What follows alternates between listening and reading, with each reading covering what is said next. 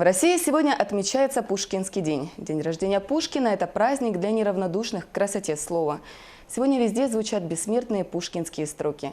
Гость нашей студии – Оксана Сизых, доцент кафедры русской и зарубежной литературы филологического факультета СВФУ имени Амосова. Оксана, здравствуйте. Здравствуйте. У каждого свой Пушкин. Какой он ваш? Мне бы хотелось начать с того, что я лично воспринимаю Пушкина прежде всего как человека. Для меня Пушкин – это олицетворение блестящего остроумия. Когда Пушкину было 25 лет, граф Воронцов отправил его в своеобразную командировку на борьбу с саранчой.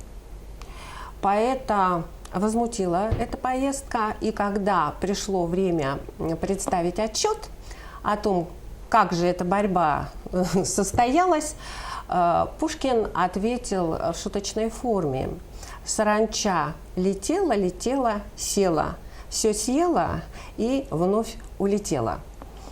Вот. Ну, а если говорить более серьезно, то уже в 15 лет, собственно говоря, как и сегодня 15-летние подростки, Пушкину был присущ максимализм.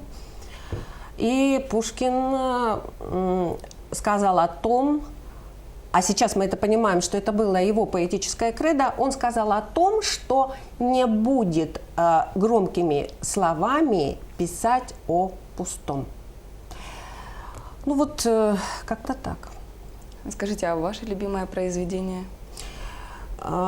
Последнее время мне очень нравится одна из маленьких трагедий Пушкина – это «Моцарт и Сальери». И я очень часто, даже в обыденной жизни, вспоминаю и произношу такие пушкинские слова: «Гений и злодейство – две вещи несовместные». А ваши студенты любят творчество Александра Сергеевича? И как вообще проявить интерес? Вы знаете, тут вот было бы, наверное, не совсем честно, если бы я слукавила и сказала: да, Пушкин – это любимый их поэт. Да? Тут видите как? Вот лично моя позиция как преподавателя истории русской литературы в том, что каждый из авторов, каждая из персоналей подается прежде всего через человеческие качества. И когда я рассказываю о том, что Пушкин больше всего в жизни ценил преданность, дружбу, что Пушкин обладал такими некоторыми, может быть, своеобразными слабостями. Он носил перстни, хотя это было в духе того времени. И один из его перстней, подаренный другом, в один из перстней был вставлен камень, бирюза. И по народным поверьям этот камень, он охраняет человека от насильственной смерти. И что происходит? Происходит то, что когда Пушкин отправляется на свою дуэль, которая для него стала фатальной, именно этот перстень он снимает. То есть вот рассказывая вот такого рода факты, которые оживляют Пушкина, студенты как-то по-другому, что ли, на него смотрят. Воспринимает его как человека, получается, да. Как простого человека, как и они, собственно. А сейчас многие учителя жалуются на то, что молодежь перестала хорошо владеть устной речью. Редко встретишь человека, который владеет именно грамотным русским языком. Вы как специалист, как вы смотрите на это? Знаете, вот вы вопрос сейчас задавали, да, я подумала о том, что в 70-е где-то годы 20 века, сейчас это уже как-то далеко, да, говорили о том, Нина Берберова, по-моему, мемуаристка, и сама она была поэтессой, она говорила о том, что кроме Горького рассказчиков вот не было на Горьком, все рассказчики закончились. Почему? Потому что не знают русского языка и не умеют красиво и правильно говорить. Но на самом деле, вот я считаю, что здесь не только вина интернета.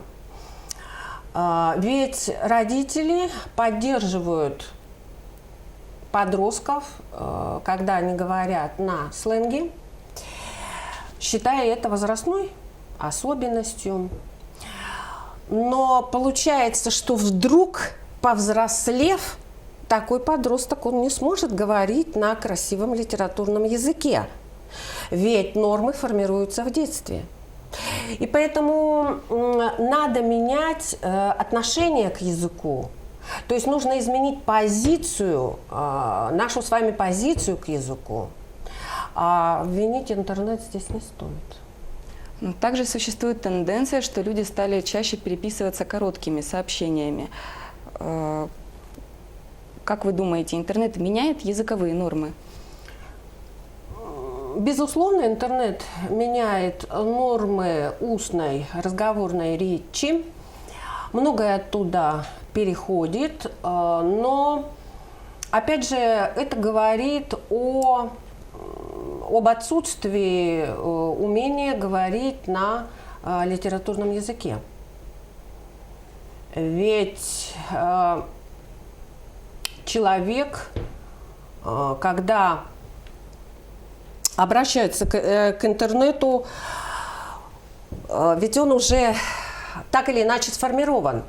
Вспомним общеобразовательную школу. Общеобразовательная школа много внимания уделяет формированию письменной речи. Вспомним вот эту акцию «Тотальный диктант». То есть акцент сделан на грамматику, на орфографию, на пунктуацию. И получается, что мало внимания уделяется разговорной, устной речи. Поэтому вот проблема кроется здесь, кстати, и нормам литературного произношения внимание отнюдь не уделяется. Поэтому вот здесь такая ситуация. Еще одна проблема – это то, что наряду со смайликами появились стикеры. Люди сейчас общаются посредством стикеров. Как вы думаете, возможно, что мы станем как пещерные люди, будем просто картинками общаться? Да, такая тенденция существует, и много шуток по этому поводу в самой сети. Действительно, люди стали обмениваться знаками, передавая информацию. Вот. Но тут опять, что у нас? У нас то, что мы изо всех сил, вот что мы должны делать? Изо всех сил мы должны воспитывать, развивать, формировать навык литературного чтения. Вот предыдущий ваш вопрос, он тоже ведь говорит о том, что дети мало читают. Дети мало читают. А художественная литература, она развивает речь. Надо читать. Как привить интерес детям? Ну, прежде всего, эта работа должна быть последовательной. Потому что одно дело, когда мы пытаемся возродить русский язык, когда мы пытаемся формулировать списки, топ, допустим, 10 лучших книг, или те книги, которые должен каждый грамотный, образованный человек прочитать, перечитать и так далее, это одно. Но опять же, когда мы вводим единый государственный экзамен, который опять же до автоматизма доводит и формирует вот эти навыки, пусть грамотности, да, мы тут по другому поводу сегодня собрались. Вот. Поэтому вот здесь, конечно, нам нужно, с другой стороны, объяснять, что сленг, жаргоны делают нашу речь беднее и снижают уровень культуры речи человека. Вот, я так думаю. Как вы видите будущее русского языка через 5-10 лет? Как вы думаете, будем ли мы разговаривать также на английском языке, как классики разговаривали свободно на французском? Да, это вы вот прям... В пушкинскую эпоху, я имею в виду. Да, я вас поняла, это вы прям вот такой вот вопрос одновременно и сложный, и, казалось бы, как-то простой, да, помечтать. Я считаю, что наши потомки будут говорить на языке жаргона, так как засилье жаргона в современной речи колоссальное. И родители, я с них начала, потому что, опять же, повторюсь, все формируется в детстве, все нормы, в том числе речи. Родители не понимают, и более того, они отстаивают позицию подростка, говоря, это их язык, это возрастное, это пройдет. Не пройдет. Это надо формировать. Формировать прицельно и бить, так сказать, да, в центр. Вот. А иностранные языки тут ни при чем. Мода меняется.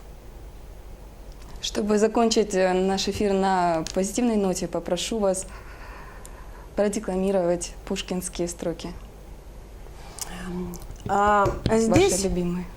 да, здесь мне бы хотелось, знаете, что сказать. Вот Пушкин выдвинул концепцию гармонично развитого человека. И такая его фраза, которая в его шедевре Евгений Онегин представлена, некоторые на нее не обращают внимания. Быть можно дельным человеком и думать о красе ногтей. Мне бы хотелось, чтобы современный человек был гармоничен во всем, и внешне, и внутренне.